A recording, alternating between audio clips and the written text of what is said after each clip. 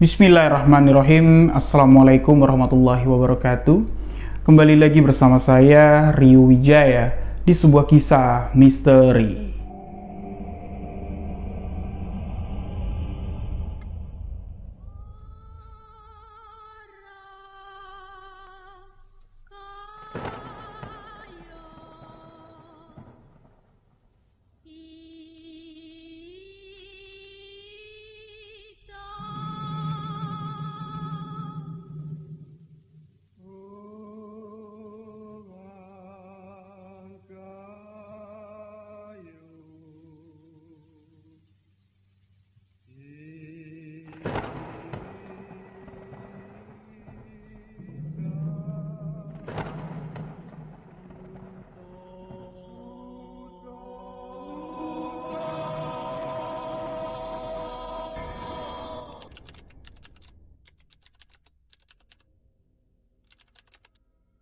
Di video sebuah kisah misteri kali ini, kembali sebuah kisah kiriman dari salah seorang sahabat akan saya ceritakan untuk menemani malam sahabat-sahabat misteri semua.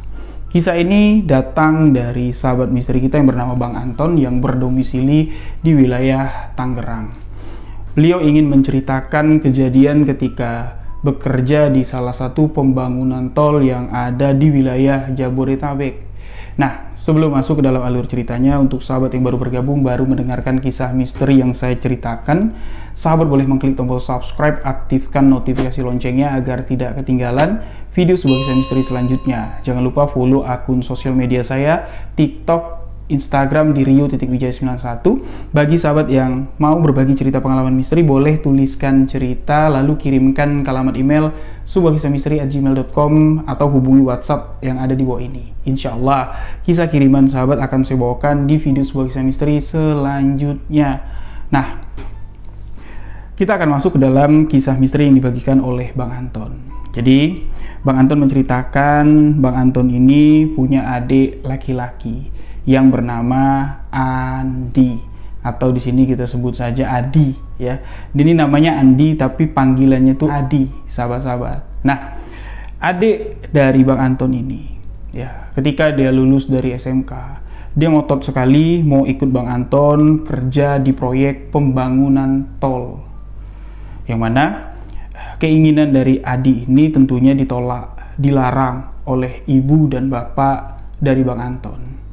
Alasannya karena apa, sahabat-sahabat? Karena Adi ini sedari kecil sampai SMK sudah lulus, dia ini tidak pernah yang namanya kerja kasar, kerja berat tuh tidak pernah. Bang Anton mengatakan, walaupun keluarga kami taraf perekonomiannya itu menengah ke bawah, tapi untuk perhatian ibu bapak ke adik bungsu dari Bang Anton yaitu Adi ini itu sangat luar biasa sekali, sahabat-sahabat. Dari kecil apa yang diinginin, apa yang dimau dari Adi ini jarang yang tidak dipenuhi sama ibu dan bapak. Karena apa? Karena Adi ini dari kecil itu dia sakit-sakitan ya, sampai kelas 6 SD pun itu diantar, sekolahnya itu masih diantar sama ibu dari Bang Anton dan Adi. Ditambah lagi, Bang Anton ini sebenarnya punya 4 bersaudara. Bang Anton anak pertama, yang kedua perempuan, yang ketiga laki-laki, dan yang bontot barulah si Adi ini. Namun anak kedua, anak ketiga dari ibu dan bapak Bang Anton ini sudah meninggal dunia. Yang nomor 2 meninggal di usia 15 tahun. Yang nomor 3 meninggal di usia 8 bulan. Jadi kelahiran dari Adi ini itu menjadi penyemangat atau pelipur lara setelah kedua orang tuanya kehilangan 2 orang anak terkasih. Makanya dari kecil Adi ini sangat dimanja sekali. Nah, jadi ketika Adi mengutarakan kalau dia sudah lulus SMK, dia mau kerja, dia kerjanya mau ikut abangnya yaitu Bang Anton di proyek pembangunan tol.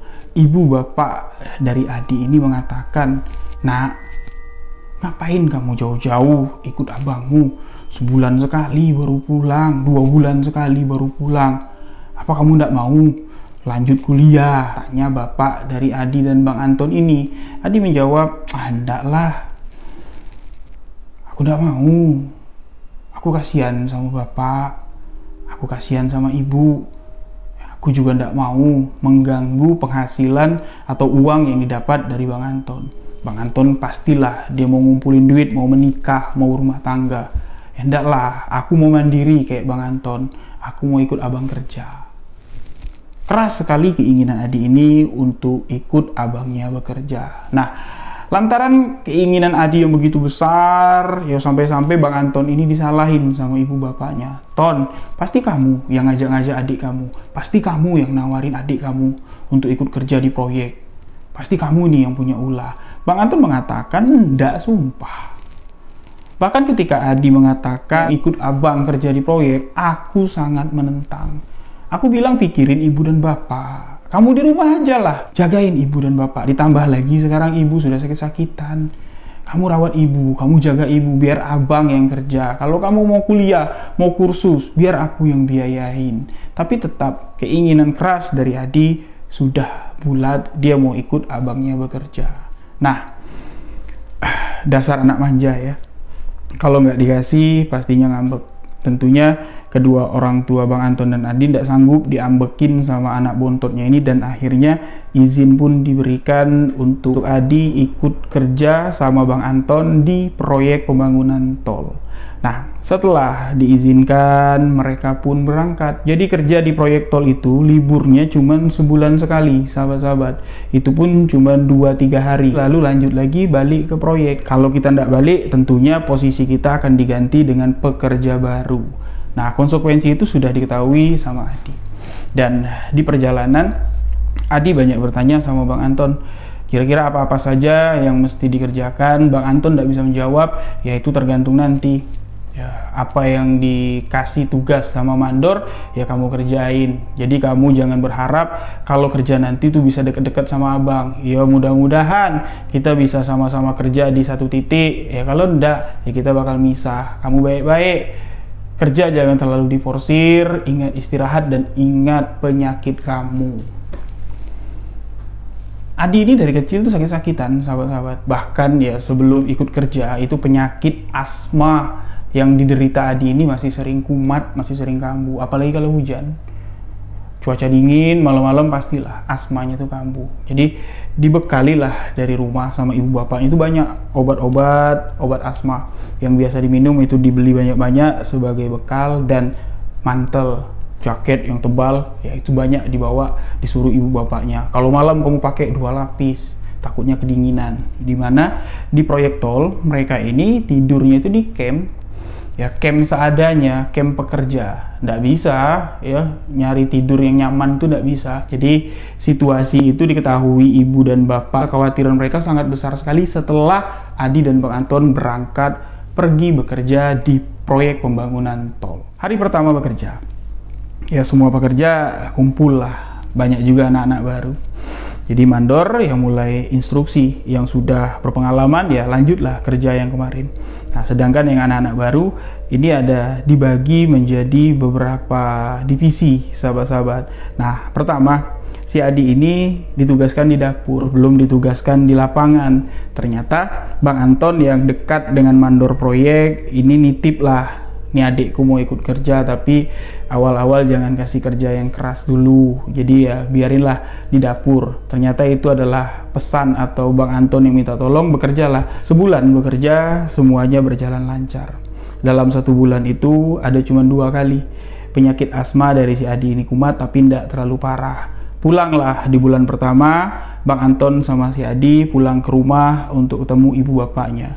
Seluruh gaji yang didapat sama si Adi ini diberikan kepada ibunya untuk biaya pengobatan. Nah, Ibu Adi di sini nanya, emang kamu nggak mau megang bekal ya buat jajan di sana? Adi menceritakan kalau aku nggak perlu ada bekal atau nggak perlu jajan karena aku kerja di sana tuh di dapur. Ya, jadi senanglah ibu dan bapaknya karena tahu Adi nggak kerja berat. Nah, masuk di bulan kedua. Ada anak baru lagi yang datang ya untuk menggantikan pekerja yang ndak balik ke proyek itu lagi. Di sini posisi Adi digeser karena sudah cukuplah sebulan kerja enak. Bang Anton pun ndak bisa berkata banyak. Di bulan kedua itu Adi ini ditempatkan di lokasi penimbunan. Jadi lokasi proyek tol Ya, ini sudah sampai ke bagian rawa-rawa, sahabat-sahabat. Jadi rawa-rawa itu mau ditimbun semua, ya, biar bisa datar, biar bisa keras tanahnya. Nah, si Adi bekerja di bagian penimbunan itu. Jadi di bagian penimbunan itu ada sekitar 30 orang pekerja lah. Sedangkan Bang Anton ini mengerjakan pekerjaan lain dan jaraknya lumayan jauh, sahabat-sahabat. Mereka kumpul cuman ketika istirahat malam. Jadi mereka tidur malam ya dekat-dekatan lah adik kakak ini. Nah, minggu pertama di bulan kedua berjalan aman, semuanya berjalan lancar. Masuk minggu kedua. Di minggu kedua inilah Bang Anton kayak punya feeling dia, sahabat-sahabat. Di pagi hari ketika dia bangun, dia ngelihat adiknya masih tertidur lelap. Jadi Bang Anton mau bangunin adiknya, nanti dulu lah, aku mandi dulu lah. Nah, selesai Bang Anton mandi, adiknya masih tidur, barulah si Adi ini dibangunkan. Di, bangun. Bangunlah si Adi. Wah, udah pagi ya, aku mau mandi dulu Bang. Mandilah. Habis mandi, mereka sarapan, mereka ngopi. Di pagi itu Bang Anton ini ngelihat Adi itu kayak, apalah nih anak kayak riang sekali. Kayak senang sekali. Menceritakan, wah seru Bang di tempat penimbunan itu. Jadi kemarin ada operator eskavator, dia menggali rawa itu, ternyata dalamnya banyak ikan. Seru, kemarin aku sama anak-anak nangkepin ikan. Ya itulah ikan yang tadi malam kita makan. Nah, nanti lepas tengah hari, lepas makan siang, operator tuh bilang, nanti kita keruk lagi yang lain sebelum ditimbun, kita cari ikan lagi, ikan yang besar-besar. Wah, pokoknya hari ini pasti seru. Jadi dia cerita tuh dengan ekspresi yang sangat senang sekali. Bang Anton cuman ya ikut senang lah melihat adiknya senang. Tapi di pikiran Bang Anton itu kayak ngeganjel, nih kayaknya ada apa? Kayak tidak biasa. Ya sudahlah, Bang Anton tidak mau berpikir yang aneh-aneh. Lanjutlah, mereka berpisah, bekerja di tempat masing-masing. Apa yang diceritakan Adi ternyata ya memang terjadi. Jadi pas makan siang, ramai nih pekerja-pekerja yang dari tempat penimbunan, ini balik ke camp, bawa karung, isinya ikan semua. Bang Anton pun melihat adiknya si Adi ini tengah menggendong ikan. Kurang lebih panjangnya ya hampir setengah depa lah, ikan gabus, ukurannya sangat besar sekali. Senang sekali si Adi ini bawa ikan itu langsung dibawa ke dapur untuk dimasak jadi lauk nanti malam sama koki yang ada di dapur. Nah, jadi habis makan siang mereka kembali bekerja, dan ketika makan malam lauk ikan yang disajikan ini beragam, ada yang dibakar, ada yang digulai, ada yang disambal karena ikannya begitu banyak. Ketika Bang Anton makan lauk ikan itu, sahabat-sahabat, entah ya ikan yang dimakan Bang Anton itu potongannya apakah berasal dari ikan yang digendong sama Adi yang dilihat Bang Anton tadi siang, entah ikan yang lain, wallahu alam, tapi feeling Bang Anton itu kuat sekali. Kalau ikan yang kumakan pada malam itu adalah ikan yang digendong sama adikku tadi siang, ikan gabus itu. Jadi ketika Bang Anton makan, dia ketulangan. Tulang ikan itu nancap di sini, sakit sekali, susah sekali buat dikeluarin. Udah berbagai cara, minum air banyak-banyak, jari dimasukin buat nyongkel, buat nyabut tulang itu ndak bisa, nelan nasi bulat-bulat ndak bisa. Sampai malam, Bang Anton ndak bisa tidur karena tenggorokannya sakit. Nah, di malam itu, udah lewat dari tengah malam lah rasa-rasanya Bang Anton. Bang Anton mendengar seperti ada eskavator yang beroperasi pada malam itu. Eskavator itu kayak sedang menggali sesuatu dan arahnya dari wilayah penimbunan. Bang Anton yang tidak bisa tidur karena tenggorokannya sakit, berdirilah dia keluar camp. Dia melihat ke arah tempat penimbunan, tempat Adi kerja. Itu memang eskavator ada satu yang nyala. Siapa yang mainin eskavator tengah malam kayak gini? Ini tidak mungkin lah nih kalau ada operator yang lembur. Kalau ada operator yang lembur, pastilah ada pekerja-pekerja yang juga lembur. Tidak mungkin dia lembur sendirian. Tapi kalau bukan operator, siapa yang mengoperasikan eskavator itu? Malam itu berdetak sudah hati Bang Anton. Ada apa nih? Kayak ada sesuatu lah. Ya, firasatnya tuh menyatakan bakal terjadi sesuatu. Jadi menjelang pagi, Bang Anton pun dapat tertidur, dan ketika bangun tidur, tulang ikan yang nyangkut itu sudah hilang. Nah, gantian pagi itu Adi yang membangunkan Bang Anton. Bang, bangun, gimana? Tenggorokanmu masih sakit ndak? Tulangnya masih nyangkut ndak? Nanti jangan makan ikan lagi ya Bang, makan sayur aja, kata si Adi. Bangun Bang, bangun. Yang lain sudah pada jalan. Nih lihat kosong nih camp. dilihat sama Bang Anton memang udah kosong. Jadi buru-buru lah, ndak mandi lagi, Bang Anton ganti pakaian dan mereka berpisah untuk beraktivitas di hari itu. Nah, di sini Bang Anton mengatakan, Bang Anton bekerja di proyek tol itu sudah 8 bulan, sahabat-sahabat. Bulan ke-9 itu dia bawa adiknya si Adi. Bulan kedua Adi kerja, berarti Bang Anton sudah 10 bulan kerja di sana. Nah, sepanjang Bang Anton kerja di lokasi pembangunan tol itu, sahabat-sahabat, ya adalah ya beberapa kali desas-desus terdengar ada kejadian-kejadian yang aneh terkait sesuatu yang mistik, atau ada yang melihat sosok penampakan makhluk astral di sekitar proyek pembangunan tol. Yaitu wajar saja, tapi tidak ada yang sampai parahnya, tidak ada yang sampai diganggu ekstrim, tuh tidak ada. Namun di akhir bulan kedua Adi kerja, proyek penimbunan ini sudah hampir selesai. Jadi rawahnya itu tidak terlalu lebar yang mau ditimbun. Jadi selesai ditimbun, yang di bagian sebelah sana yang mau disambung untuk jalan tol itu sudah tanah keras, tanah datar, sahabat-sahabat. Jadi setelah didatarin, setelah ditimbun rapi semuanya, ya lokasi rawah itu tanahnya sudah dipadatin. Nah, eskavator, mobil-mobil proyek sudah bisa lewat di atas timbunan itu yang sudah dipastikan sudah padat dan betul-betul keras. Nah, seminggu lagi ini bakal gajian nih, ya. Seminggu lagi mereka dapat izin 2-3 hari bisa pulang. Bang Anton bilang sama Adi, "Di, kita pulang ndak minggu ini?" "Kenapa Bang?" "Ya kalau kamu ndak kangen ibu bapak, kita lanjut kerja aja, bulan depan aja baru kita pulang." "Oh ya ndak apa-apa, kalau abang maunya kayak gitu aku ikut. Kemarin kan kita juga udah pulang," kata si Adi. "Ya udah, lihat ntar aja lah," Adi bilang sama Bang Anton. Jadi sahabat-sahabat, di malam masuk minggu keempat, ya, di bulan kedua Adi kerja di proyek sama Bang Anton. Malam itu Bang Anton mimpinya itu aneh sekali. Mimpi melihat masa kecil dari si Adi. Seakan-akan Bang Anton itu kembali ke sekian belas tahun yang lalu, sewaktu Adi ini masih berusia 2-3 tahun, masih kecil, lagi nakal-nakalnya. Dia ngelihat ekspresi Adi itu kayak riang sekali, senang sekali. Tapi di dalam mimpi itu, raut wajah ibu dan bapak Bang Anton dan Adi ini murung, sedih ketika melihat apa yang dilakukan Adi kecil di dalam mimpi Bang Anton. Yang mana seharusnya, seingat Bang Anton, apapun yang dilakukan Adi, jungkir balik, mecahin gelas, narik taplak meja, ngebalikin kursi, banting pintu, ibu bapaknya tidak pernah marah, tidak pernah cemberut, malah ketawa. Seakan-akan senang melihat kenakalan dari Adi kecil. Tapi dalam mimpi ini malah terbalik. Ibu bapaknya tuh kayak sedih. Guratan-guratan wajahnya itu ya kayak menggambarkan kesedihan yang begitu mendalam melihat tingkah laku dari si Adi ini, sahabat-sahabat. Nah, sedangkan Bang Anton itu cuma dapat melihat dan menatap ekspresi wajah ibu dan bapaknya. Dan Bang Anton pun terbangun, dibangunin Adi, ternyata sudah pagi. Di pagi itu Bang Anton bilang, "Abang berubah pikiran, Dek." "Berubah pikiran apa?" "Kita pulang aja lah nanti akhir bulan, temuin ibu dan bapak." "Loh kenapa?" "Katanya abang mau tetap di sini, mau lanjut kerja." "Nggak tahu kenapa, tadi malam aku mimpi ibu dan bapak.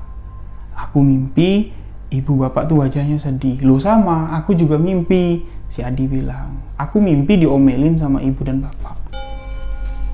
Mimpi mereka ini terbalik semua. Yaudah pokoknya kamu dengerin abang, akhir bulan kita pulang. Nah ini tinggal seminggu lagi kita kerja. Hati-hati kamu kerja, jangan ceroboh, jangan cengengesan. "Ya bang, siap, aman." Jadi kerjalah mereka aktivitas seperti biasa. Selesai di hari itu, malamnya kumpul makan, mereka pun kembali beristirahat. Dan Bang Anton kembali bermimpi.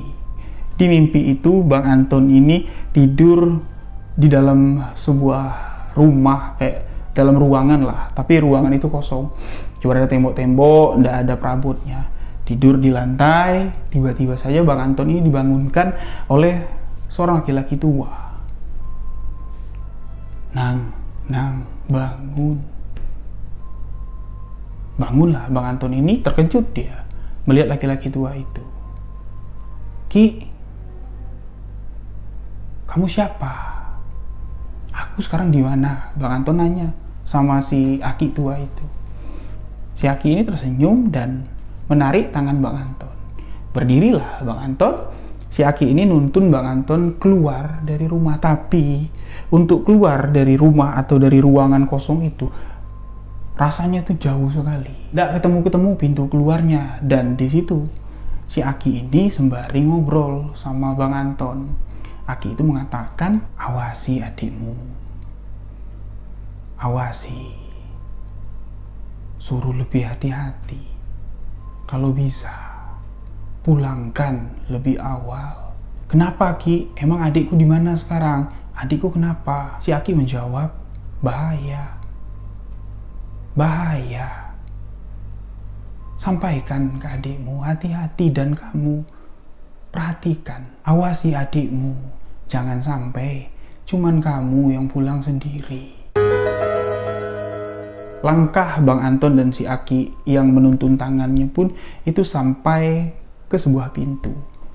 Melangkahlah Bang Anton keluar dari ruangan itu, keluar dari pintu yang ada di hadapannya. Ketika Bang Anton keluar dari pintu itu, dia terkejut melihat suasana di luar ruangan, ya, di luar pintu itu ternyata itu adalah area pemakaman. Area pemakaman yang begitu mengerikan. Suasana di pemakaman itu begitu sunyi, dingin, dan berkabut. Si Aki tua itu melepaskan tangan Bang Anton, ya, dari genggaman si Aki, dan si Aki itu berjalan sendiri. Bang Anton ya ngikutin langkah si Aki itu melewati makam-makam yang ada di hutan lebat itu, dan seketika saja langkah kaki Bang Anton terhenti. Sedangkan si Aki ini terus melangkah. Langkah kakinya terhenti karena dia melihat adiknya si Adi tengah menggali sesuatu di area pemakaman itu. Dengan menggunakan cangkul, si Adi ini dengan semangatnya dia gali lubang. Nah, Bang Anton mau maju, itu tidak bisa, ketahan. Bang Anton teriak manggil si Adi. Adi ini seakan-akan tidak dengar. Di, ngapain kamu di situ? Dek, hei, kamu gali apa? Hei, lihat itu kuburan. Ngapain kamu? Hei, sini, dekat abang. Hei, sini. Bang Anton ini sudah berteriak dengan begitu kencang, tapi Adi ini seakan-akan tidak mendengar dan tidak noleh sama sekali. Kepanikan di sini muncul. Rasa takut di sini mulai terasa dan suasana pun seketika berubah menjadi gelap. Gelap segelap-gelapnya. Kayak mati lampu. Bang Anton cuma dapat mendengar suara rintih tangis, dan rintih tangis itu ya suaranya sangat dikenal sekali sama Bang Anton. Itu adalah suara adiknya, yaitu Adi. Aduh, sakit, tolong. Dan Bang Anton pun terbangun dari tidurnya. Nah, ketika Bang Anton terbangun dari tidurnya, Adi ini sudah tidak ada lagi, sudah pergi ke tempat dia bekerja, ke titik tempat Adi kerja. Jadi Bang Anton buru-buru lah nih, nggak mandi lagi, nggak sarapan lagi, ganti pakaian, dia nyusul ke tempat Adi kerja. Dari camp, Bang Anton ini berlari, sahabat-sahabat, nyusulin si Adi ini dengan isi hati yang nggak karuan-karuan.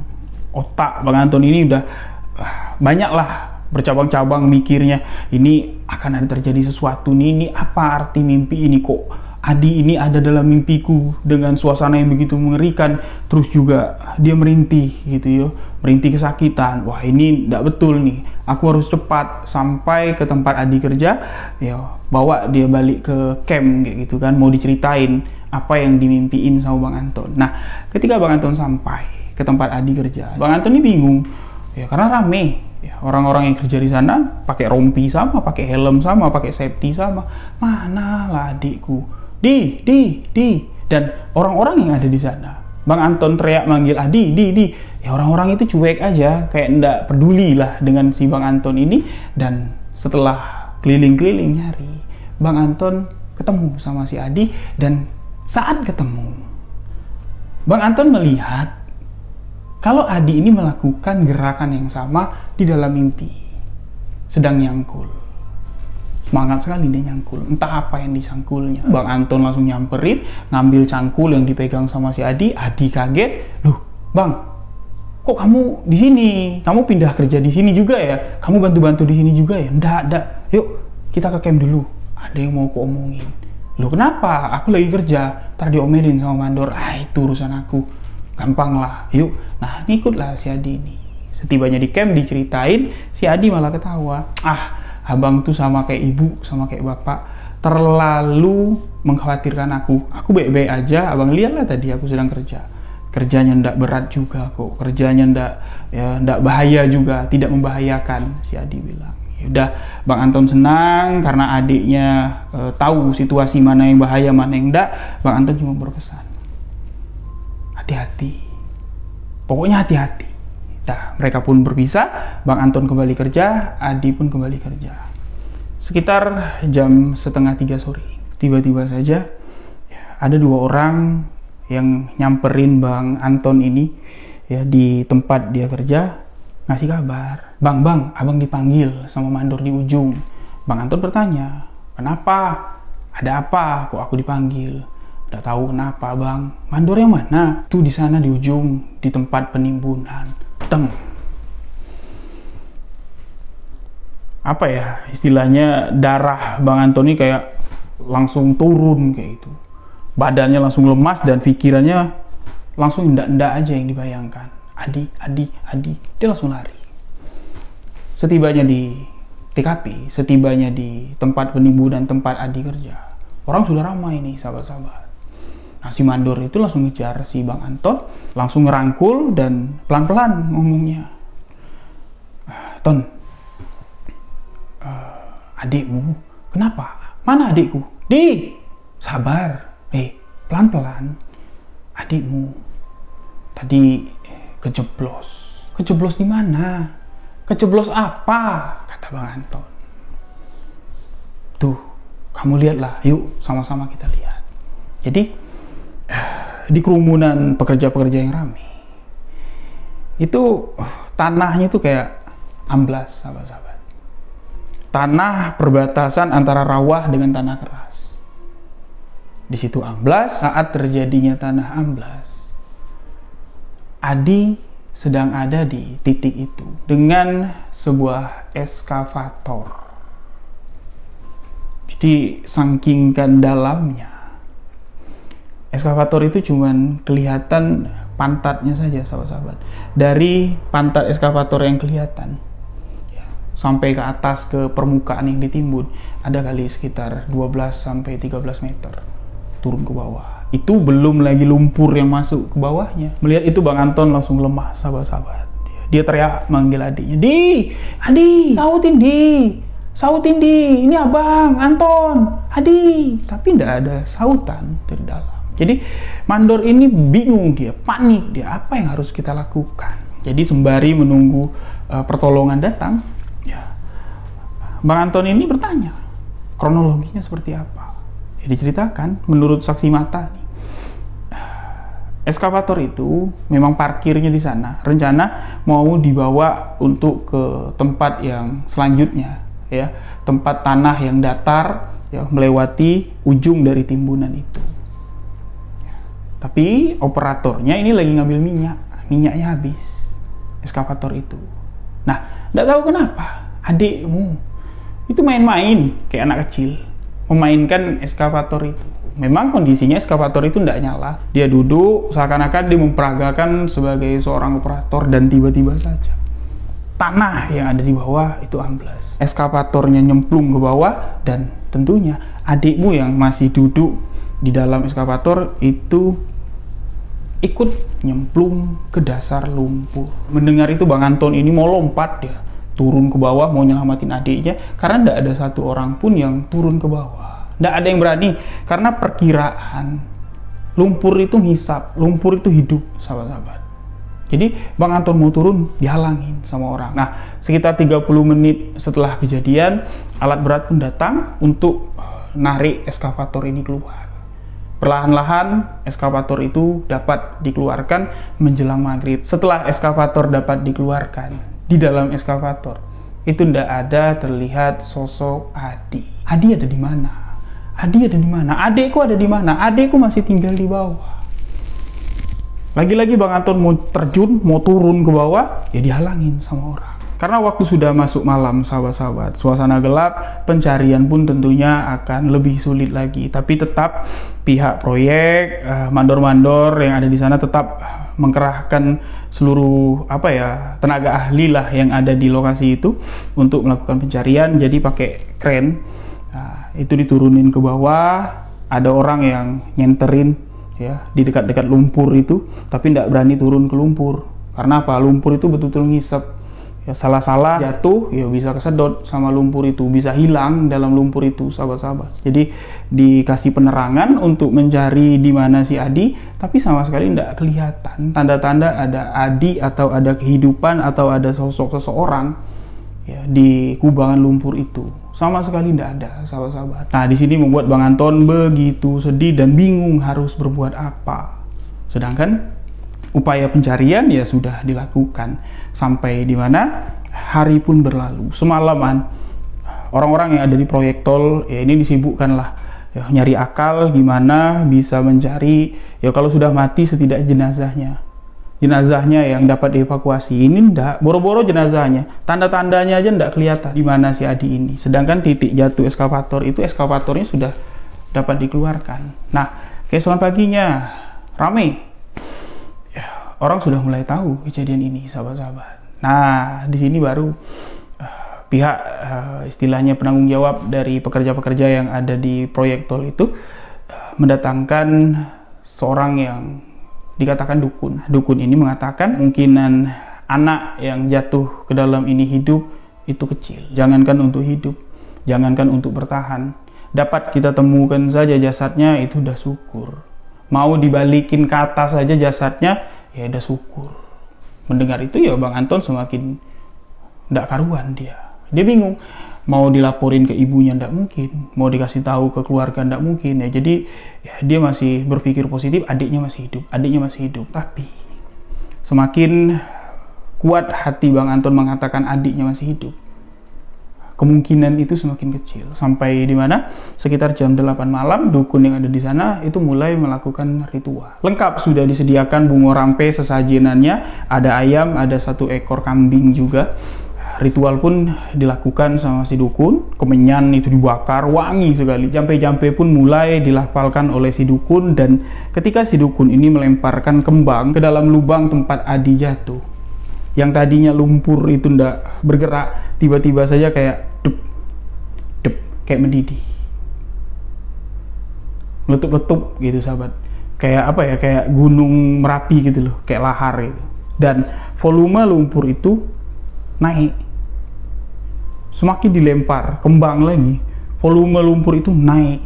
Yang tadinya 13 meter, naik semeter. Dan ketika kambing, ayam dilemparkan hidup-hidup ke lubang itu, volume lumpur itu semakin naik dan tanahnya itu, lumpurnya itu jadi keras. Ayam sama kambing yang dilempar masuk ke lumpur itu tiba-tiba aja hilang. Volume lumpurnya naik dan mengeras. Jadi dari 13 meteran amblasnya, ya, setelah ritual itu dilakukan sama si dukun, ya paling tersisa sekitar 3-4 meter lah amblasnya, dan permukaan lumpur itu sudah mengeras. Anton bertanya, kalau kayak gini gimana adikku mau ditemukan? Kok tanahnya bisa naik? Kok tanahnya tiba-tiba bisa mengeras? Bisa nggak kira-kira adikku ditemukan? Di mana adikku? Kenapa kok bisa adikku jatuh? Kok bisa adikku hilang begitu saja? Hilangnya kemana? Jadi ya Anton udah ngeracau ngomongnya, nggak tahu kemana. Jadi dukun ini mengatakan apa yang dilakukannya ya ini merupakan upaya untuk menemukan di mana jasad adik kamu. Tapi seakan-akan sosok yang ada di tempat ini itu nggak mau, masih belum mau mengembalikan jasad adikmu. Permukaan tanah itu malah dinaikin sama dia, seakan-akan yang sudah tenggelam atau sudah jatuh itu dikubur, permukaan tanah jadi naikkan dan dikeraskan. Di sini nggak ada yang dapat dibuat lagi, ya nggak mungkin digali. Mau digali sampai turun 13 meter lagi nggak bakal bisa ditemukan. Toh penjelasan dari si dukun, adikmu itu dibawa ke alam lembut, adikmu diambil untuk menjadi tumbal. Mendengar itu, Bang Anton di sini marah. Bang Anton berpikir adiknya sengaja ditumbalkan. Tapi ketika Bang Anton ini marah, ketika Bang Anton ini sedang kalap ya, sedang emosi, sorot matanya itu tiba-tiba saja tertuju melihat sosok aki-aki yang masuk ke mimpinya kemarin. Itu ada di ujung sana. Aki-aki itu tubuhnya kayak bersinar putih terang. Jadi dari gelapnya malam kelihatan, sahabat-sahabat. Nah, Bang Anton pun nunjuk tuh, di sana. Di sana. Di sana aku melihat ada sesuatu. Ki, tunggu aku Ki. Adikku mana Ki? Berlarilah Bang Anton ke sana. Jaraknya dari tempat kejadian si Adi ini jatuh dengan eskavator ke tempat Bang Anton berlari ngejar si aki-aki itu kurang lebih sekitar 400 meter adalah ke ujung sana. Dan setibanya di sana, di tanah rawa yang ada di ujung sana, Bang Anton, teman-temannya yang lain itu melihat jasad Adi itu tergeletak di sana dengan posisi telungkup. Tentunya Adi sudah tidak bernyawa lagi. Jasad Adi pun ditemukan 400 meter dari TKP Adi jatuh. Sesuatu yang tidak logis, sesuatu yang tidak masuk akal. Jatuhnya 13 meter turun ke bawah loh. Kok bisa ditemukan di sana? 400 meter jaraknya. Jauh, bukannya dekat. Nah, langsunglah diangkat, dievakuasi, dibawa ke camp. Ini penuh dengan lumpur nih tubuhnya si Adi ini. Jadi basuh lah, dibersihkan. Adi itu kulitnya putih, sahabat-sahabat. Tapi setelah dibasuh, lumpur itu udah bersih dari kulitnya, tubuh Adi itu balu semua, lebam semua, dan bagian wajah ini bengkak. Melihat itu ya, Bang Anton tidak bisa menahan tangis. Nangis dia sejadi-jadinya. Dan malam itu juga jenazah almarhum Adi dibawa ke rumah sakit terdekat untuk diotopsi. Hasil otopsi mengatakan kalau Adi ini meninggal karena kehabisan nafas, karena tertimbun lumpur tadi. Nah, jadi selesai otopsi, jenazah Adi pun dibawa pulang ke rumah duka. Tentunya di rumah duka heboh. Ibu bapaknya ini menangis sejadi-jadinya, menyesali telah mengizinkan Adi ini pergi untuk bekerja. Dan Bang Anton ini yang jadi sasaran, disalahin sama ibu bapaknya. Kamu nih ngebiarin adik kamu nih gak jagain adik kamu nih gak memperhatikan adik kamu sampai kecelakaan ini terjadi. Dan ketika diceritain Bang Anton apa yang terjadi, ibu bapaknya tidak percaya. Tapi saksi mata banyak ya melihat peristiwa itu terjadi. Ya memang tanah itu amblas. Jadi setelah jenazah almarhum Adi dimakamkan, ya Bang Anton pun ini tidak enggan untuk kembali ke proyek, sahabat-sahabat. Bang Anton pun tidak mau dia melanjutkan kerja di proyek itu, dan Bang Anton berpikir kalau ini ada sesuatu yang tidak betul nih di proyek itu. Bang Anton yakin kalau kematian dari almarhum Adi-adiknya ini ada kaitannya dengan pembangunan atau proyek pembangunan tol tersebut. Ya, tanda-tanda atau mimpi-mimpi yang didapat sama Bang Anton ini kayak memberikan isyarat yang jelas. Tapi Bang Anton sudah ngingetin adiknya, tapi adiknya tidak mau mendengarkan. Dan ya kembali lagi lah, Bang Anton memasrahkan kalau ya, semua ini adalah takdir dari Yang Maha Kuasa. Setiap yang bernyawa pasti akan mati, dan kita tidak tahu kematian kita itu seperti apa. Ya, kita akan menghadapi kematian seperti apa. Tapi tetap di hati kecil Bang Anton, dia masih menyimpan keyakinan bahwa kepergian Adi ini ada kaitannya dengan penumbalan proyek tol. Wallahu a'lam bishawab. Bang Anton pun ya cuman minta kepada sahabat-sahabat semua untuk mendoakan almarhum adiknya. Jadi yang kasihan tuh ibu bapak dari Bang Anton. Setelah kepergian Adi, ya mereka itu kayak hilang semangat, sahabat-sahabat. Ibu dari Bang Anton sakitnya semakin parah. Setahun setengah setelah kepergian Adi, ibunya pun nyusul. Sekarang Bang Anton cuma tinggal ngurus bapaknya yang sakit-sakitan juga sudah. Jadi ya setiap Bang Anton ini balik kerja, pasti bapaknya nangis. Bapaknya bilang, andaikan saja adikmu masih ada, pastilah kalian akan pulang kerja tuh ya barengan. kamu ndak pulang sendirian, tapi ya adikmu sudah ndak ada lagi. Jadi itu yang selalu disebut sama bapaknya Bang Anton. Nah, jadi itulah sahabat-sahabat, sebuah kisah misteri yang dibagikan Bang Anton, pengalaman ketika dia bekerja dan melibatkan adik kandungnya. Di sini yang masih menjadi pertanyaan besar bagi Bang Anton, sosok laki-laki tua yang masuk ke dalam mimpinya dan sosok laki-laki yang menunjukkan atau memberi tanda di mana jasad almarhum Adi ditemukan. Siapa laki-laki tua itu? Apakah laki-laki itu ada di pihak baik atau laki-laki itulah yang meminta tumbal? Tuliskan pendapat sahabat di kolom komentar. Terima kasih untuk sahabat yang telah mendengarkan kisah ini. Jika ada salah kata, salah ucap dalam penyampaian kisah ini, mohon dimaafkan. Saya Rio Wijaya undur diri. Wabillahi taufiq wal hidayah. Wassalamualaikum warahmatullahi wabarakatuh. Salam sahabat misteri.